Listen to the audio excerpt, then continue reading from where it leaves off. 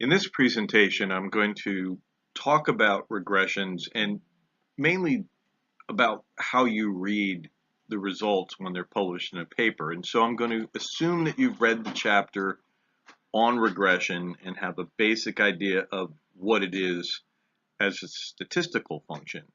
And I want to talk about, okay, how does it look in its natural habitat in a paper where they've done the regression and they're giving you the results.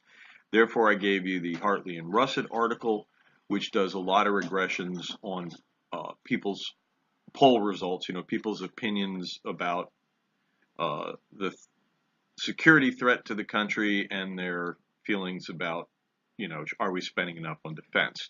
And so I'm going to go through as quickly as possible this article and try to say, okay, here are the key points. When you look at one of these articles, here's what you want to look at, here's what you want to look for, and here's how they're presenting the regression results.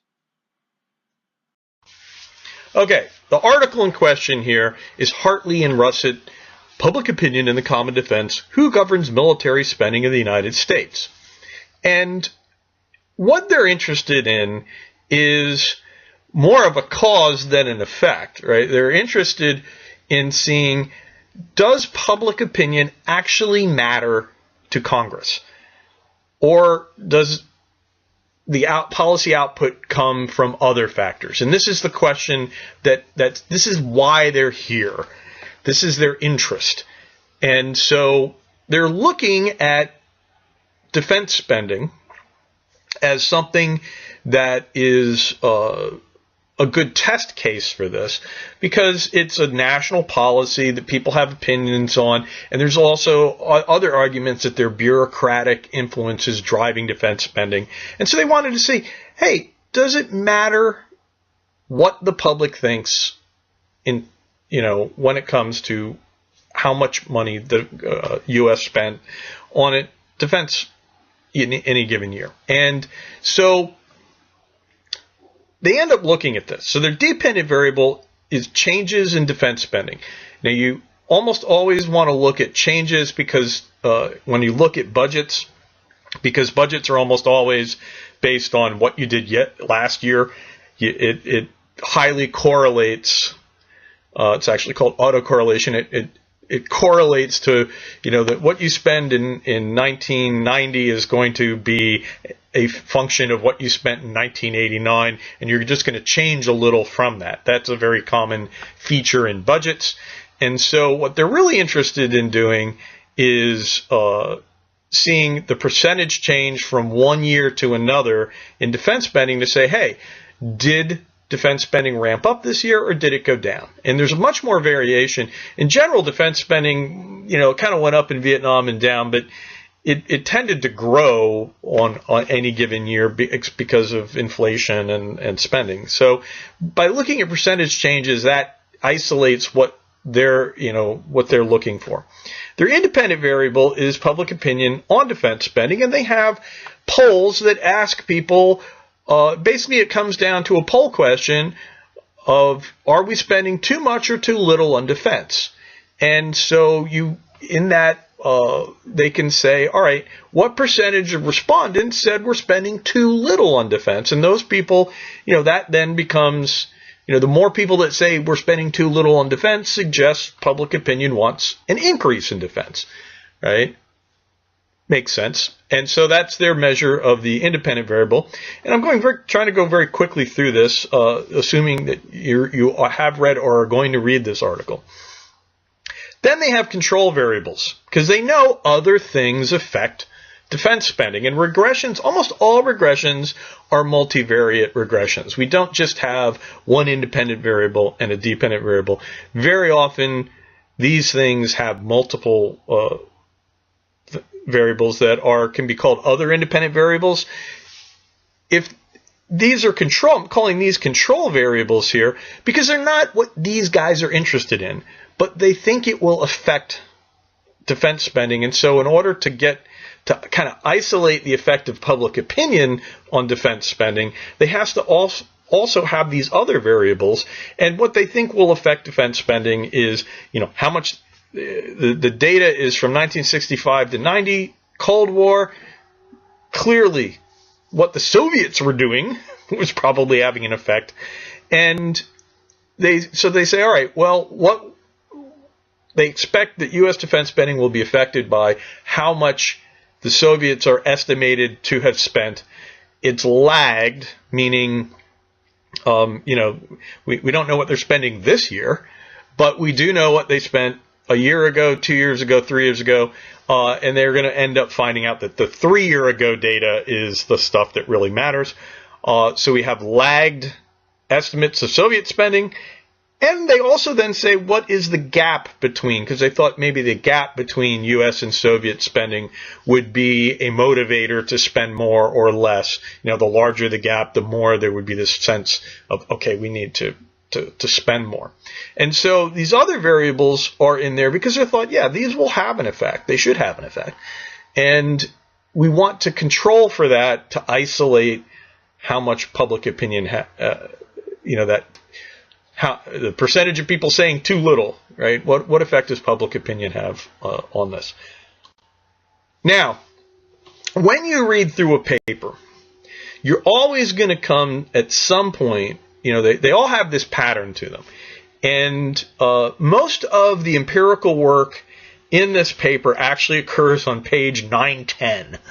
All right, so there's the intro and the lit review and the discussion and blah, blah, blah.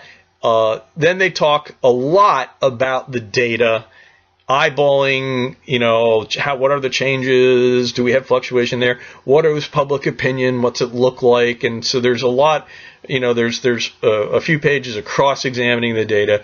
Around 910, they actually get down to deciding, okay, we're going to run one of these regressions here.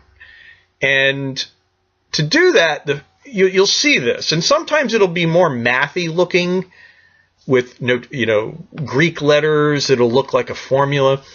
But essentially what a paper will do is they will define, after presenting the research question, they will define each variable. How are we measuring the dependent variable? How are we measuring the various independent variables, whether they be the one they're interested in or control variables? And then they will create a specification of the model, and they lay out, and they're saying, all right, here's our model. And one reason I like this paper is it's sort of math, but you can read it. They're saying our model is that change in total U.S. military spending in a year will be equal to a constant, because remember, regression is predicting a line, and a line, y equals a plus bx, right? So y is the independent variable, change in U.S. military spending, equals some constant, don't know what the constant would be, this is just a thing, plus, and here we get down to it, change in Soviet military spending, and they see they have T minus 2, comma, T minus 3. So they're going to have actually two of these things. One of them is 2 years prior, and the other is 3 years prior, right, of the date you're looking at, of the date of the change in U.S. military spending. So there are going to be two things there. So change in military spending, T minus 2, T minus 3, plus, moving to the next one, change in Soviet military spending minus U.S. military spending. In other words, the gap. And they're going to assume that as a T minus 3. We're not assuming. They're positing that at T minus 3, that's 3 years ago. And they're looking, the T is the year you're looking at, right? The budget you're looking at. Then they have another thing I didn't include earlier, is change in deficit, right? That's another control variable, and I was running out of room. They're also wondering, hey, if money is tight, budgetary concerns might cause you to cut stuff. So the question is, if, last year, how much did the deficit go up? If the deficit goes up, money's tight. If the deficit goes down, it's bad. So they're predicting, notice these plus signs are important. They're like, hey, minus the change in deficit. So they think that minus sign is a prediction about the direction. The predicted direction in this relationship is that if the deficit goes up in the previous year, then defense spending will go down. Right? Similarly, we had these plus signs. Soviet military spending. If military spending in the Soviet Union goes up 2 or 3 years ago, we expect U.S. military spending to go up. So those signs are important. Those are the predicted directions of relationship. And then finally, we get down to the variable that they're really interested in, plus the final independent variable, change in percentage of people responding too little. And they had already discussed this. This is the people who in surveys said the U.S. was spending too little on defense. Then that percentage, if that goes up, they're predicting that military spending will also go up at T-1 in the previous year to the budget, right? And the idea here is you can't be affected by things in the future. Also, budgets come out. They're looking at the outcome of the budget process. So that was a process that took a while. So really public opinion a year ago is what's going to have been actually motivating that output of the budgetary process, right? And so that's the specification of the model. You will find that in almost every paper, they'll have a formula like this, and sometimes it will be much more mathy looking with betas, because they'll write it as an equation, y equals a plus beta 1 change in military spending. Also, very often people adopt short names for the variables that are introduced in the discussion of the variables. And I mentioned that always goes on. So sometimes it's more cryptic. Again, one reason I like this article as an example is it's a good intro because it's written more in English. Okay. But you always see this, and when you find it, this is where you're like, okay, this is their model. This is what they're saying. And this is important to have in your head when you look at the results. And that's what we're going to do. We're going to go and look at the results. Okay, here are the results. Table 2, where they say, okay, we ran the regression on all this stuff. This is what came out. Now, they don't give you what the computer spits out. They put it in a table. No one puts the output of their program in their paper. You format it. And usually the different journals have different ways they want it formatted. The authors will also have their own ways of doing it. But there's almost always a table. And so the table, you can only understand the table when you understand that specification that I just went through.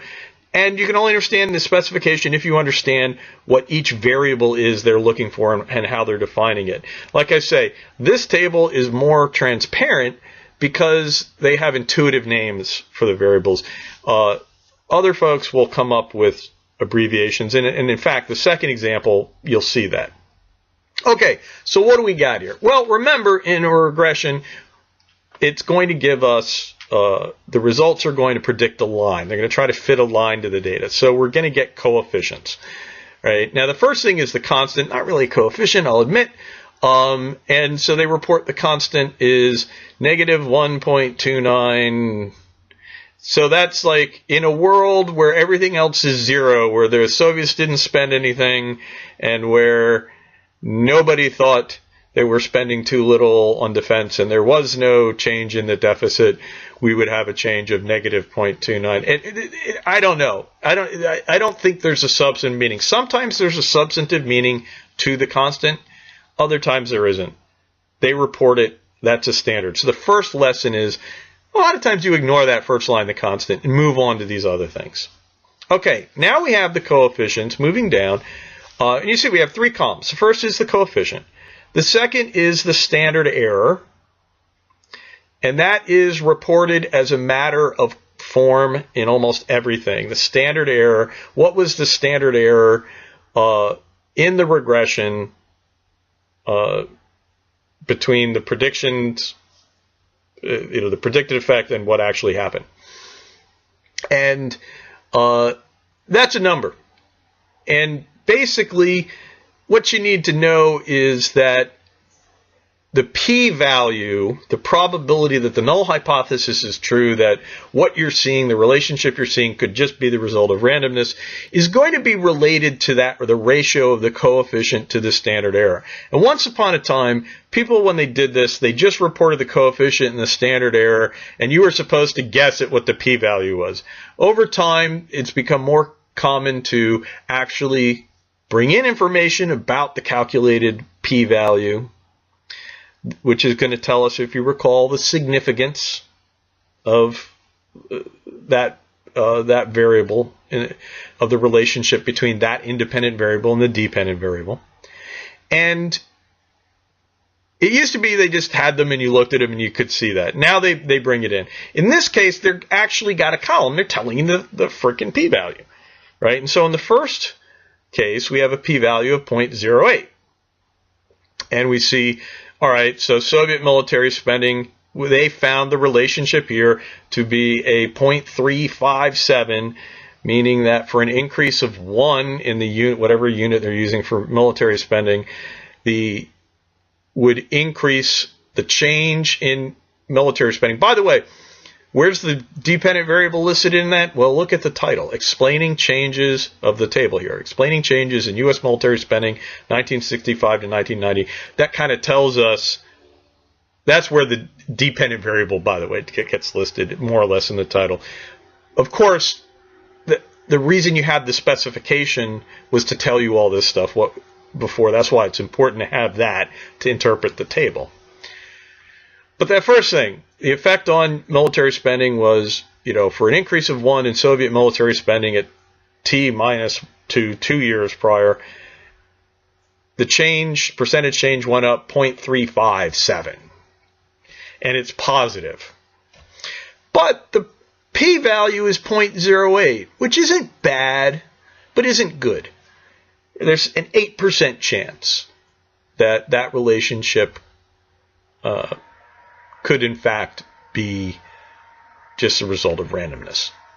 We're not at that 95%. We like to see a 5% so that we're 95% sure that something's going on. We're not there. But you'll notice we drop down to the next one.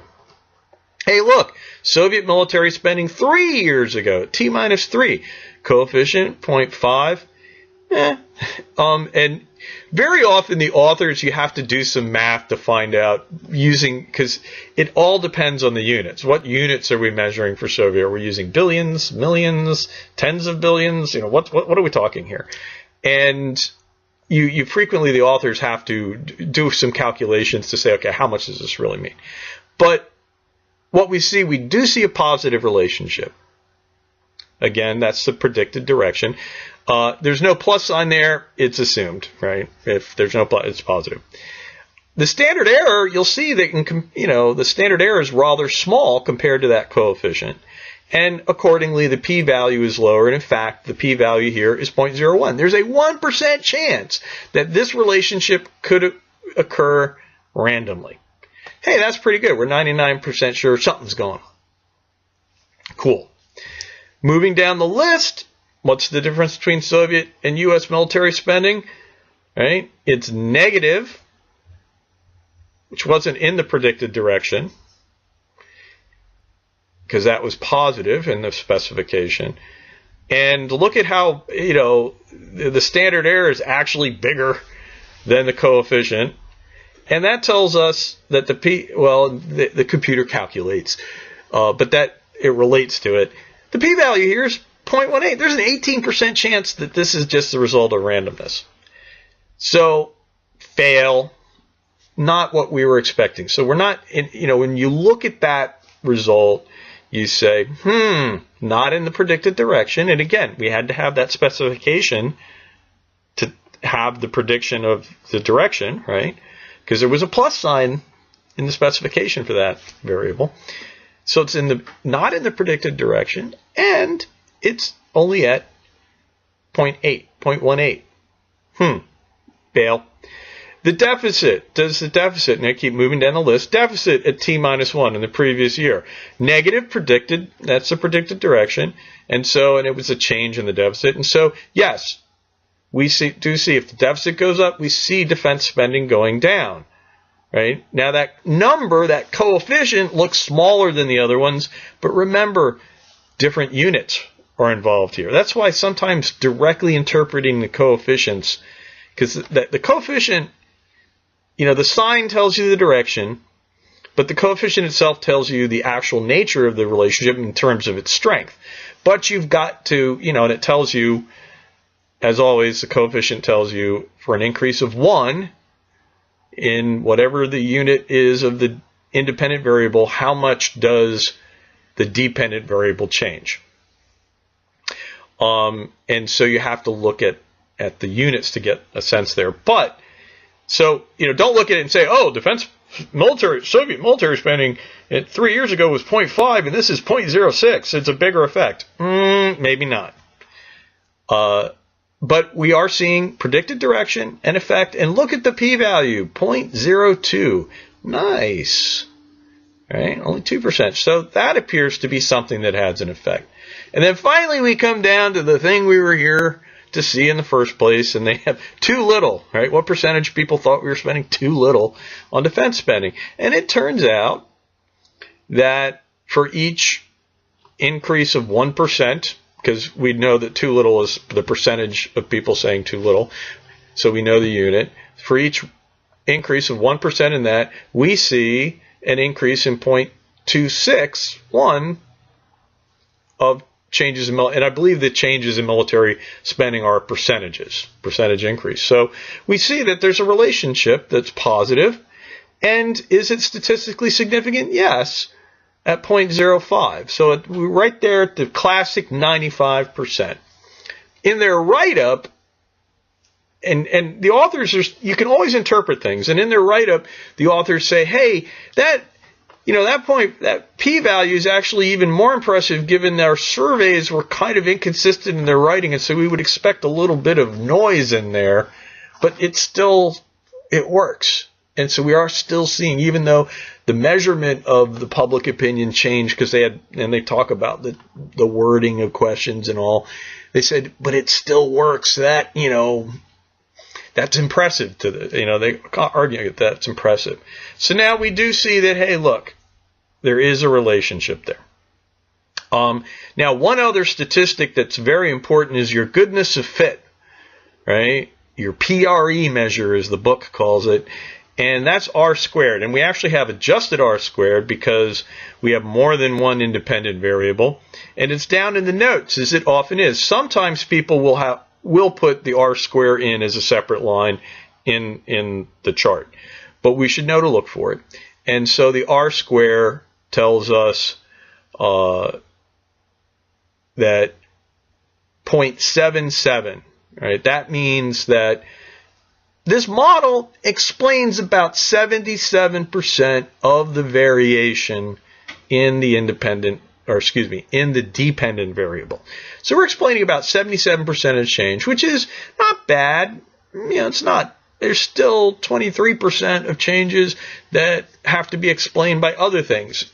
But of course, okay, Reagan, the Vietnam War, there's some things in that data set that they have not calculated for here, right? And you would almost think that maybe they should have had a dummy variable for whether the Vietnam War was going on, but they're like, hey, look, let's look at these trends. We're explaining 77% of the variation. So that's okay. And that's what R squared does. It tells us, how much of the changes in the dependent variable, right, or variation in the dependent variable, how much of that is accounted for statistically by the model, by all these different variables. Okay, so there you go. Now from that, Hartley and Russett go on and have a little talk, and they talk about their findings. They also go on to run a couple other tests, but this is how you read this stuff, right? And so you look in, basically you look to say, what are their variables? Well, you look at what they're doing, but then in terms of looking at how are they defining their variables, what's the specification of the model, let's look at the table and look at which of these independent variables played out, worked out and turned out to have an effect and to be significant.